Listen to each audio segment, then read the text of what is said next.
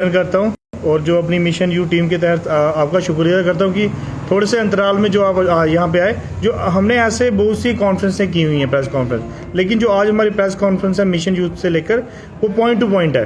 तो जिसमें मैं आपको बताऊंगा कि मिशन यूथ के जो प्रोग्राम्स हैं आने वाले और जो कौन सी स्कीम्स हैं जिसमें यूथ जुड़े, क्योंकि देखा गया है कि यूथ तक वो कहते हैं प्रोग्राम पहुँच नहीं पा रहे हैं कि कोऑर्डिनेशन की कमी है। तो आज जो हमारी प्रेस कॉन्फ्रेंस है, मैं सभी यूथ से अनुरोध करता हूं कि आप बड़े ध्यान से इसे सुनिएगा, क्योंकि इसमें एक ऐसे पॉइंट्स हैं जो आपके फ्यूचर के लिए एक बहुत ही बेस्ट है। तो सबसे पहले जो मिशन यूथ में प्रवास स्कीम है, जिसमें coaching programmes for competitive exam IAS और JKS की तैयारी के लिए पूरे JNK यूटी में 1000 वैकेंसीज जो दी हैं, उसमें 7 तारीख को ये निकला था नोटिफिकेशन और इसकी 20 तारीख लास्ट डेट है। तो मैं डिस्ट्रिक्ट एडमिशन के हर एक यूथ को रिक्वेस्ट करता हूं कि आप इस पोर्टल में जाएं, मिशन यूथ में पहले अपने आप को रजिस्टर कराएं और इसमें जो स्कीम्स है उसे पूरा, उसमें पूरी डिटेल है, आप उसे पढ़ें।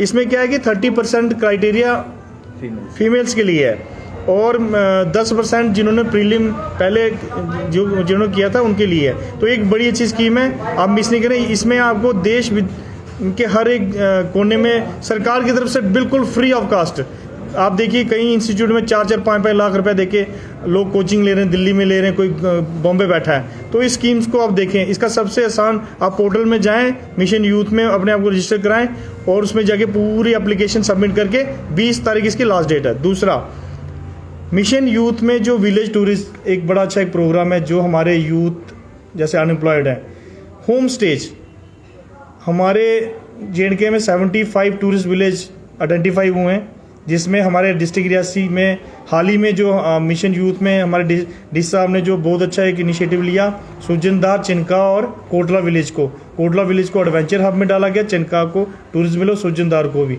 तो उसी के तर्ज पे और भी आइडेंटिफाई करने के लिए बोला गया। तो मैं यूथ से रिक्वेस्ट करता हूँ कि वो अपने अपने एरिया का एक प्रोजेक्ट रिपोर्ट बनाएं, जिन्हें लगता है कि यहाँ पे टूरिज्म का पोटेंशियल है। जैसे हमारे कांसीपट्टा एरिया भी है, पौनी एरिया है, मोहर है, गुलाबगढ़ है। तो हम जहाँ तक पहुँच पाए हम पहुँचे, जो जगह रह गई हैं तो मैं यूथ से रिक्वेस्ट करता हूँ कि आप उनका एक प्रोजेक्ट रिपोर्ट सबमिट करें जल्दी, और डिस्ट्रिक्ट एडमिशन में कोई भी कर सकता है। तीसरा, मिशन अभी हमारे DC सर से हमारी जो आज मीटिंग हुई, उन्होंने हमें बताया कि यूथ क्लब, जो यूथ स्पोर्ट्स डिपार्टमेंट हमारा रियासी का है, स्पोर्ट्स को हमारे आगामी दिनों में एक अच्छी रूपरेखा देने के लिए इंटर विलेज स्पोर्ट्स टूर्नामेंट आयोजित की जाएगी, जिसमें विलेज लेवल पे जो अपनी प्रतिभा को दिखाना चाहता है और जो ब्लॉक लेवल पे और जो डिस्ट्रिक्ट लेवल पे, इसमें क्या होगा कि सबसे पहली प्रेफरेंस हमने जो हमारे रियासी डिस्ट्रिक्ट में कुश्ती सबसे बेस्ट, सबसे नंबर 1 पे है, तो कुश्ती की विलेज लेवल पर टीमें बनाई जाएंगी, फिर उनके कंपटीशंस कराए जाएंगे। क्रिकेट हो गया, वॉलीबॉल हो गया, कबड्डी हो गई। इन स्पोर्ट्स को बढ़ावा देने के लिए माननीय DC साहब ने कहा है कि आप विलेज लेवल पर यूथ एंड स्पोर्ट डिपार्टमेंट के साथ मिलके एक रूपरेखा बनाएं और जल्दी अभी कोविड के जो सिचुएशन ठीक होती है उसके बाद ये हमारे प्रोग्राम शुरू हैं। चौथा point, youth eco enclave programme, जो हमारा पहला एक छोटे लेवल पे हमने DC एडमिशन में किया था। DC साहब जी ने कहा है कि आप इसे एक बड़े पैमाने पर कराएं, जिससे मैक्सिमम यूथ, क्योंकि पिछली बार क्या था कि मौसम खराब हुआ, हमारे आधे बच्चे रह गए। तो जिन जिन यूथ तक ये स्कीम्स नहीं पहुंची हैं, जो यूथ इनक्लेव जो प्रोग्राम है, ये आपके लिए बेनिफिट है। इसमें आप अपना टैलेंट बता सकते हो। जो हमारे बच्चे नेशनल लेवल पे खेले हैं, जो रह गए हैं, जिनको हमने पुरस्कृत नहीं कर पाए, जो एडमिनिस्ट्रेशन उनको प्राइज भी देगी और जो प्रतिभा होगी उनको एक लेवल पे पहुँचाएगी। दूसरा, हमारी एक डिमांड थी कि रियासी में एक ट्रेनिंग, जैसे हमने देखा हिमाचल में एकेडमी और गोवा, बॉम्बे में है, तो उसके तर्ज पे DC साहब ने कहा कि हमने आर्मी से भी उन्होंने बात की है, तो बड़ी जल्दी रियासी जो ग्राउंड है हमारा, वहाँ पे सुबह फिजिकल एक्सरसाइज एक्टिविटीज शुरू होगी, जिसमें हमारे आर्मी के एक्सपर्ट आएंगे। माननीय DC साहब उनसे बात कर रहे हैं। और एक जो हमारी डिमांड थी कि यूथ के लिए एक ट्रेनिंग सेंटर टाइप में बनाया जाए। देखिए, हमारे यहाँ पे ट्रेनिंग सेंटर ऑलरेडी है तलवाड़ा में, लेकिन वो कहीं ना कहीं डिफेंस फोर्सेस के अंडर है, तो वहाँ पे सिक्योरिटी रीजन के कारण हम वहाँ नहीं जा सकते। तो हमारा जो एक मिशन था कि यूथ के लिए एक जगह आइडेंटिफाई की जाए, जैसे ओपन जिम होती है और ओपन में ऑब्स्टिकल कोर्सेज होते हैं, जैसे रोप क्लाइंबिंग हो गई, आप देखिए बैरल में हो गए, जैसे दौड़ आप इंडोरेंस करके आते हो, तो वो सभी ऑब्स्टिकल्स बनाए जाएंगे।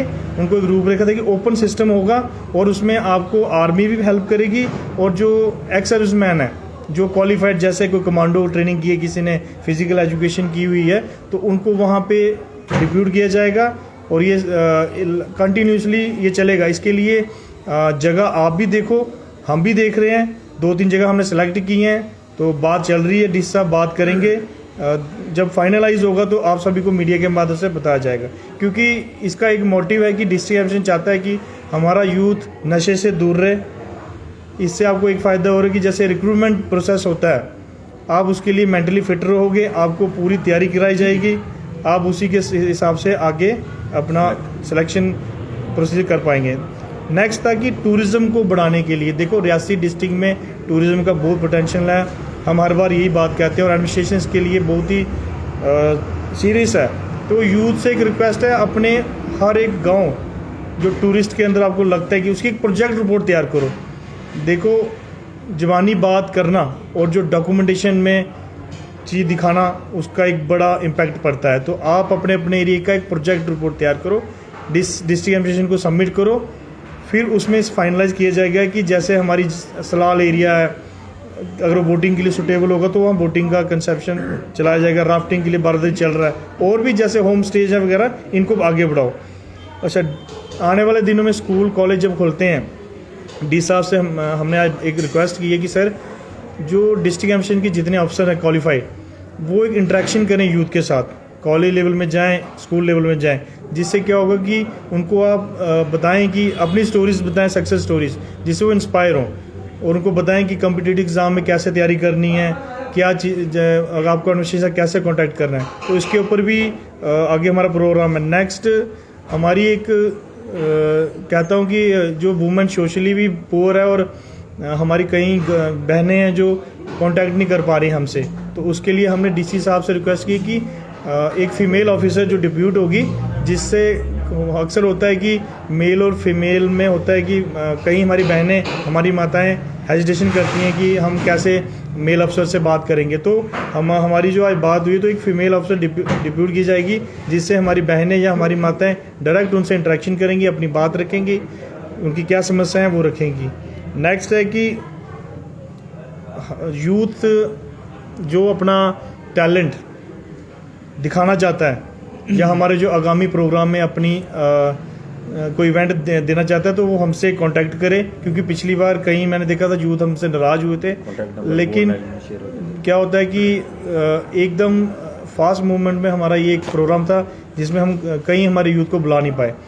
तो आप हमें पहले हमसे कांटेक्ट कीजिए, आप मुझसे कांटेक्ट कर सकते हो, अशोक जी से कर सकते हो, जशपाल जी से कर सकते हो, अत्री जी से कर सकते हो, हमारे अशोक जी, तो मीडिया, हमारे मीडिया बंधुओं से कर सकते हो। जिसको भी इवेंट्स में अगर पार्टिसिपेट करना है, अपनी प्रतिभा दिखानी है, तो वो पहले हमें बताए, उसी रूपरेखा के अनुसार हम प्रोग्राम फाइनलाइज करेंगे और सिलसिला वाइज उनका एक इवेंट रखेंगे। तो मैं मीडिया बंधुओं का एक बार फिर से शुक्रिया करता हूँ। अगर आप लोगों को कोई पॉइंट हैं जो आप हमसे पूछना चाहते हैं, मेरा सवाल रहेगा, जैसे आपने बिड्डा की बात की है कि हमने वहाँ पे एरिया आइडेंटिफाई कर लिया हुआ है, लेकिन क्या अगर वो एनएचबी से दावे दोबारा कर दिए कि वो जगह हमारी है, तो फिर वहाँ पर आप कैसे काम कर पाएंगे? देखिए, ये एडमिनिस्ट्रेशन देखेगी। हमने अभी प्रपोजल रखा है बिड्डा का, क्योंकि बिड्डा एक साइड में जगह है।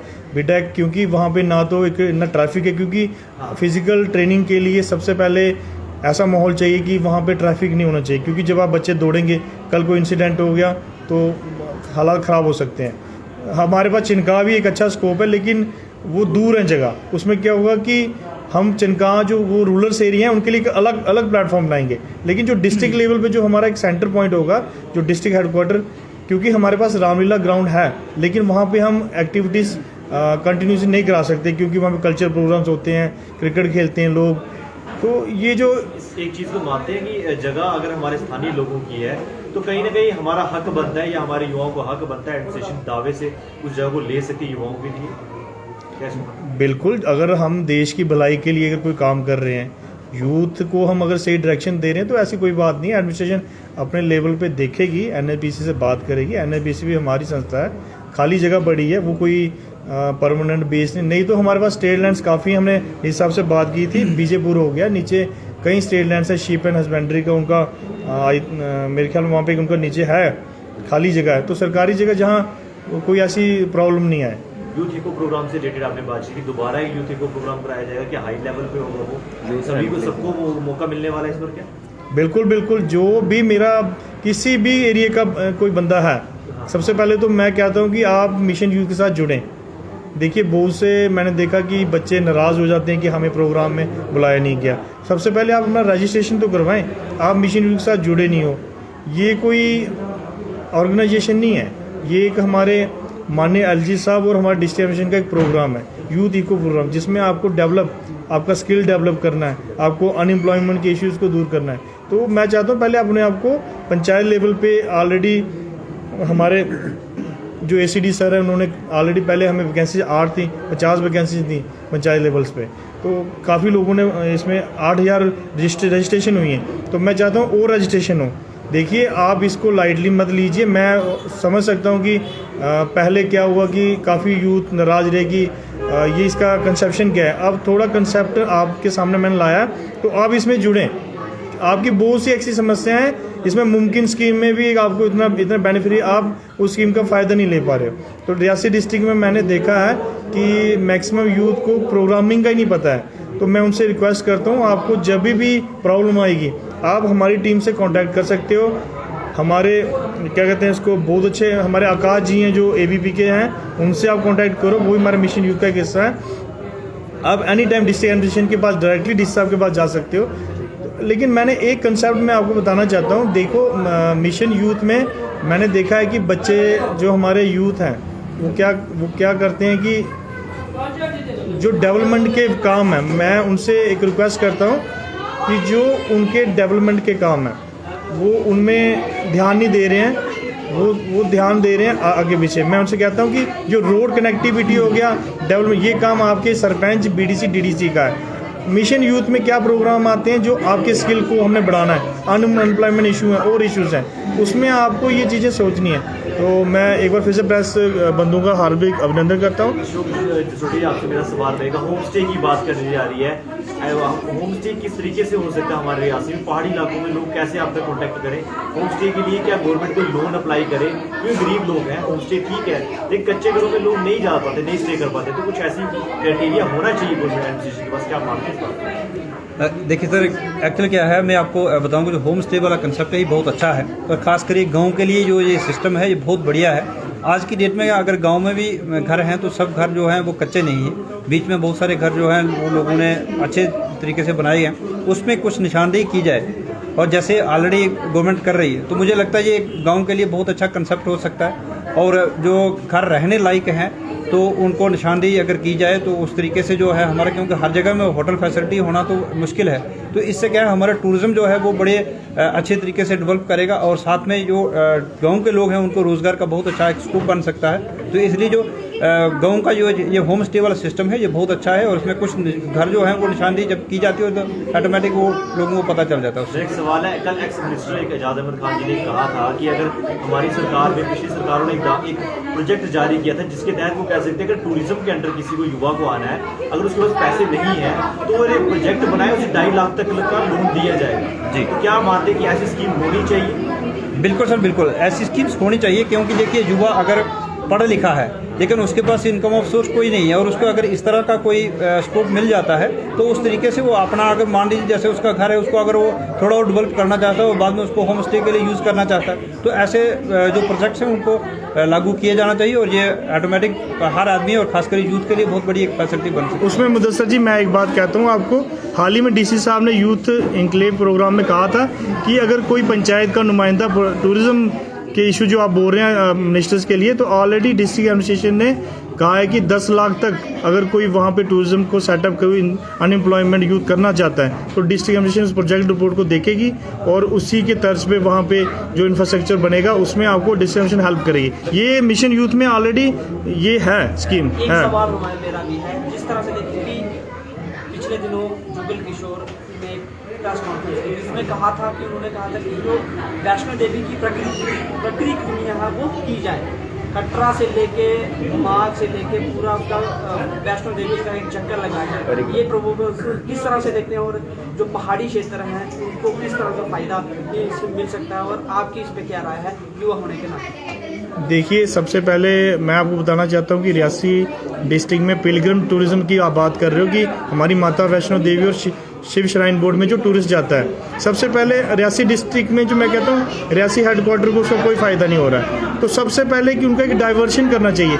जो रोड यहाँ से बाहर से बारादरी से जा रहा है, सबसे पहले आप सुल्ला से क्या करो कि वो रोड, मैं नहीं कह रहा हूँ बंद करो, लेकिन वहाँ से टूरिस्ट को डाइवर्ट करो। जो हमारे रियासी में भीमगढ़ फोर्ट देखे, फिर हमारे रियासी की जो दुकानें हैं, जैसे ये हमारे रेस्टोरेंट बने नए, तो एक इनकम सोर्स बनता है। जब टूरिस्ट कहीं रुकता है, वो कोल्ड ड्रिंक लेता है, चिप्स लेता है, तो वो एक करता है। तो आप इसमें देख सकते हैं, और जो जिसको कोई चीज़ में होगी तो मैं करूँगा।